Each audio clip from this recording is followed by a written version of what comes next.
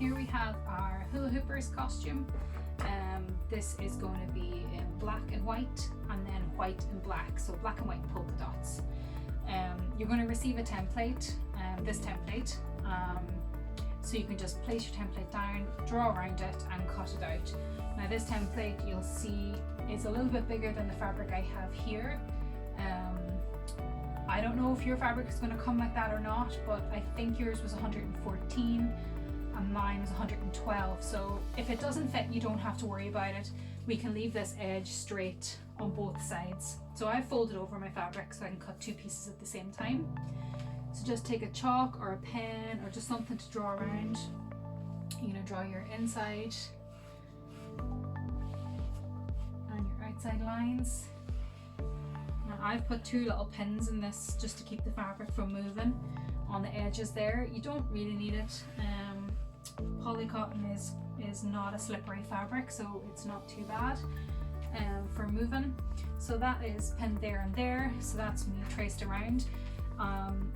We've got two different widths here for the waist because we don't know what size the kids are. They're going to be wearing these, so we're going to have two different options. So I'll tell you on the package which to cut. So what you would basically do is use the template to cut your smaller waist, and then when you've cut your smaller ones, cut your template a little bit bigger and then cut the template for your bigger skirts. Okay, so that is your template. I've given you half a template, so it's best to just fold it over. So that is that. Now we're just going to cut our fabric. Again, as I was saying, it doesn't matter if you've left a straight line on the edge if your template doesn't quite fit.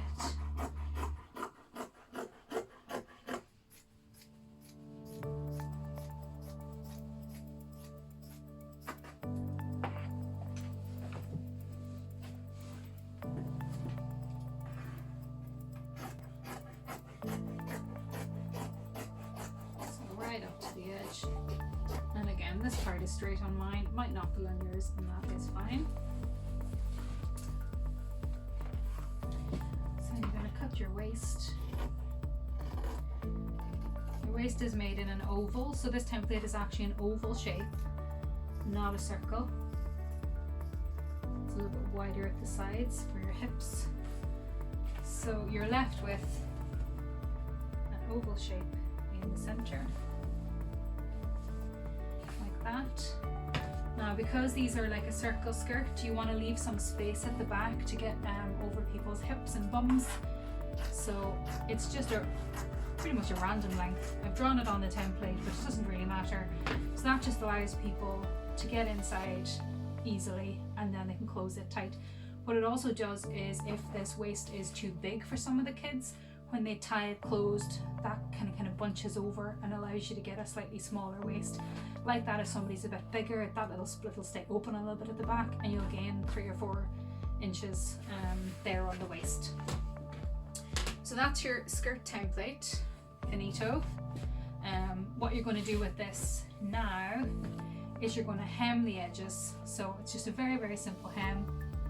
Fold it over. I would only even do it once and do a stitch along the edge. Instead of, mostly you would do like a double hem to kind of hide the little threads. It's not really necessary on skirts like this because their costume is more than anything, so they're not going to be used loads. Okay, so you can just fold once and hem it all along, and then after that we're going to move on to our waistband.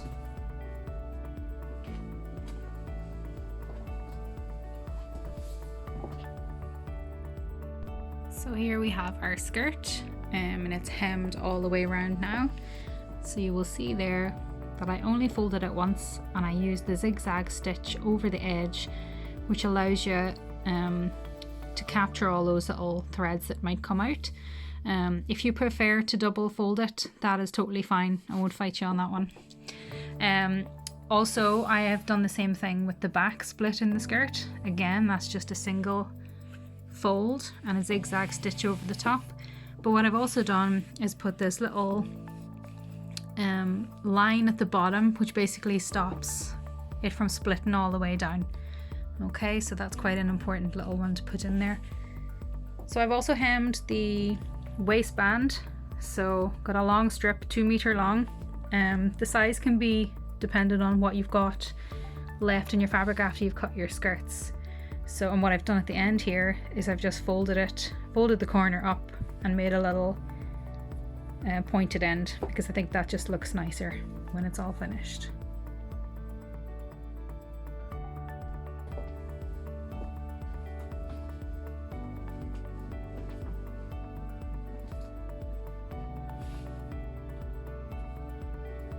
So the next thing that you need to do is find the center of your waistband. It can be pretty rough really. So there's the center of the waistband. I am just going to put a little pin on that. Then you're going to find the center of your waistband on your skirt. So you can do it by eye really, because it's always going to be exactly opposite the split that you've just put in. This is really rough anyway, so it doesn't really matter. So then you're going to place your skirt and your waistband together. Okay, making sure the dots are facing each other.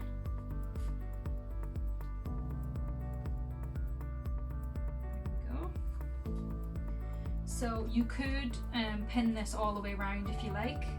I'm not such a fan of pinning, because I think it just takes too long really, and every few minutes you can save on doing a costume is multiplied quite a lot by, well, generally we're making repeat costumes, so you save 5 minutes here, it suddenly becomes 2 hours.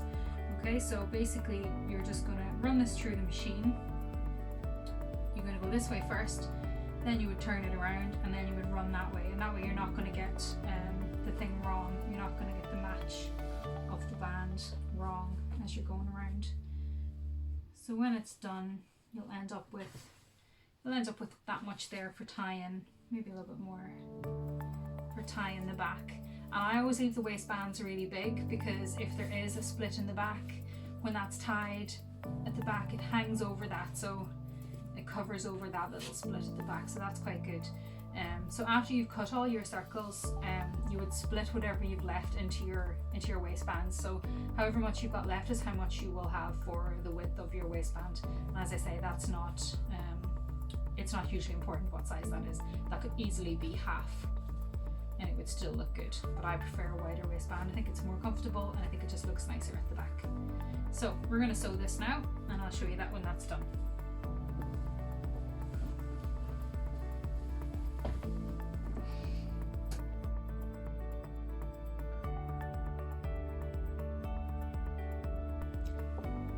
So there we have our skirt complete. Quite a nice swing to it. And there's the back. Okay, so you can see the split is covered now.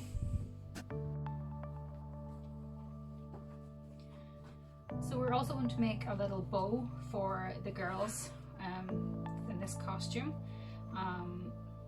It can also actually be for the boys. We might just make little dicky bows for the boys, which will be made basically the same way. So we'll update you on that by the time you get these costumes. So basically you're going to take another strip of your dotty fabric. You can go the length of the fabric, rather the width of the fabric. And this is a little bit shy of the width, which is fine. A little bit bigger might be a bit nicer anyway. So if you go the width of your fabric and then you go about maybe 7 or 8 inches in, I'll give you the proper dimensions of this by the time you get this video.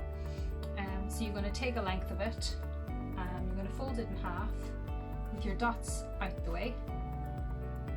So cover all that grey fabric inside. Then you're going to run this through the machine the same way as you did with your hemming. Okay, so you're just going to fold over the edges, give that a zigzag all the way along. You don't have to worry about the end.